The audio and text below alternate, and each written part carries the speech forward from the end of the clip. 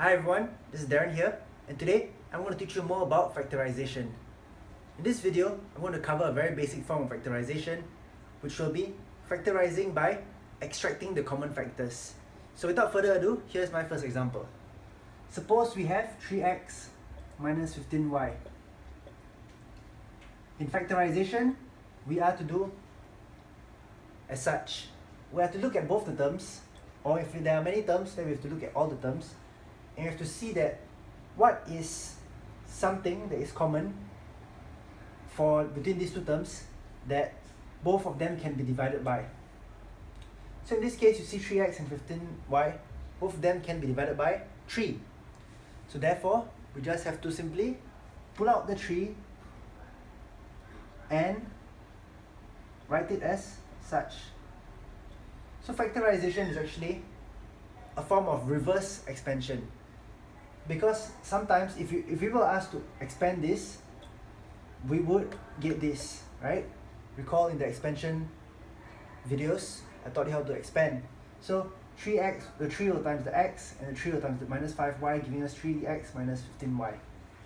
So you can think of factorization as reversing the opposite of expansion. So we have just done factorization for our first example. So let me move on to the second example.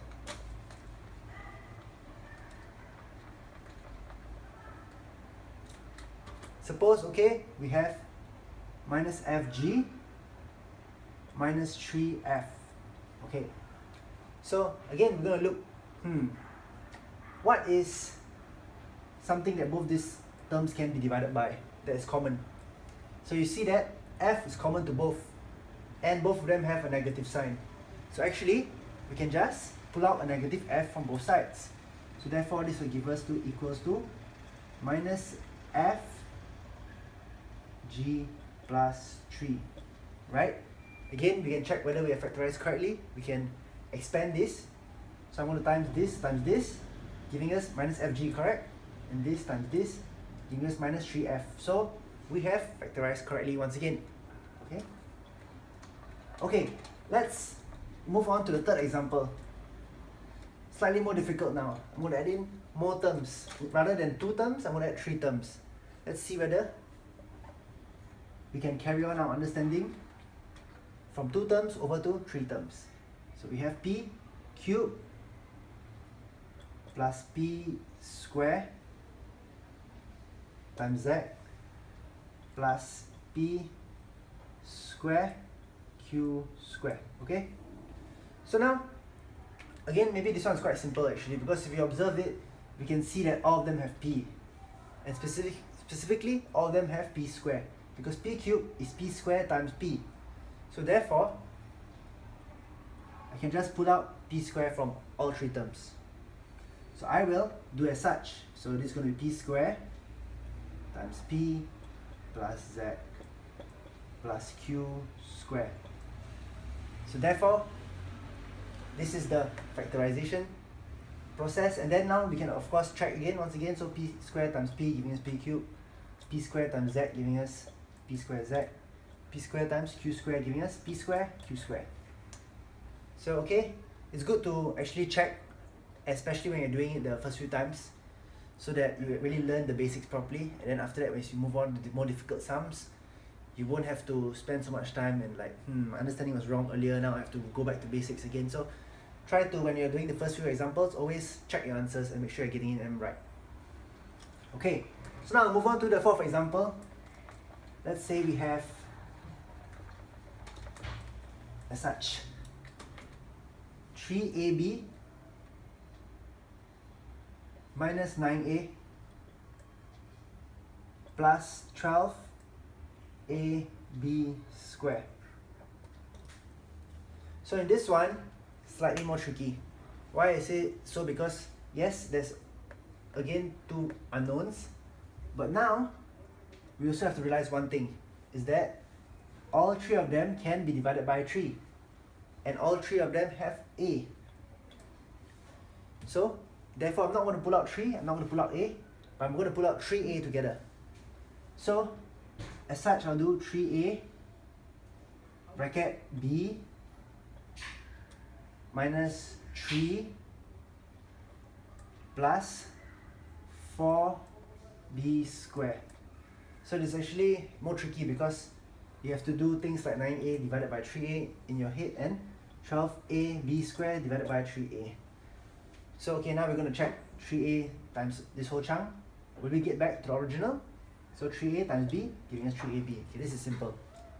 So 3a times negative 3 giving us 9a, and 3a times 4b squared giving us 3 times 4, 12. 12 is here, a over here, and b squared is just here. So again, we have checked and we are okay, we're doing fine. So let me move on to the fifth example.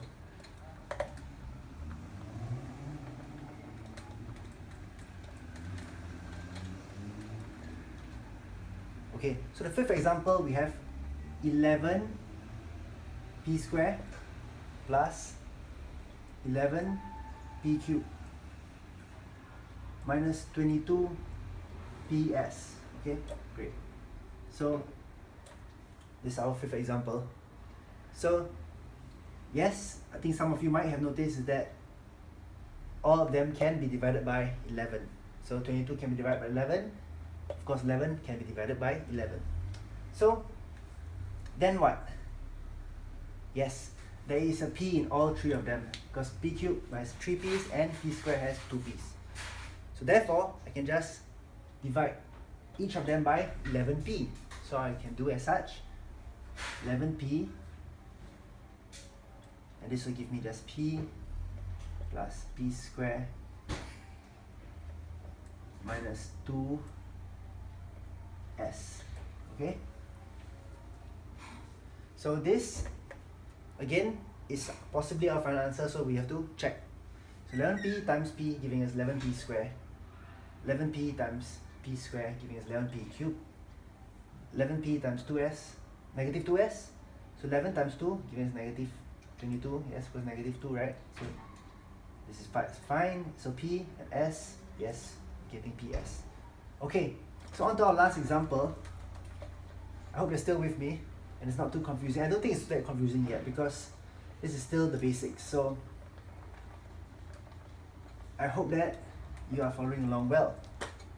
Okay, so last example, we have 2xy plus 4x squared y minus 4xy squared. Okay, so again, this is a bit similar to the rest. Think for a while, pause for a while. Ideally, you should be able to do this on your own now. Okay, so may I pause for a few moments. Okay, so what is your answer? Okay, so now we're going to compare your answer with my answer. Okay, so again, realize 2, 4, 4. All of them can be divided by 2. Next, all of them have x and y. See, x squared y, x y squared. So all of them have x and y inside. So simply, we're going to divide 2xy from each of them. Because all of them have a 2. In 4 there's 2, there's an x, there's a y, and in this 4 there's a 2, there's an x, there's a y, and 2xy. So we divide all of them by 2xy. Simply will give us 2xy, 1 plus, what did you get here? This is slightly, maybe a bit tricky, right? Okay, so we have to realize that this will give us 2x. Because 2x times this will give us 4. The x times x gives us x squared. So the last one would be minus 2y. Again, giving us 4, minus 4, because minus 2 times 2 is gives us minus 4. Xy times y gives us xy squared. So this is our final answer. I hope that you're able to follow in this basic factorization video and you enjoy factorization.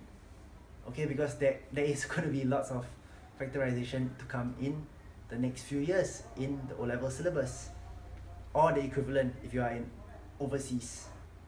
I hope they enjoyed the video and learned something, and if you did, please like and subscribe. Thank you very much.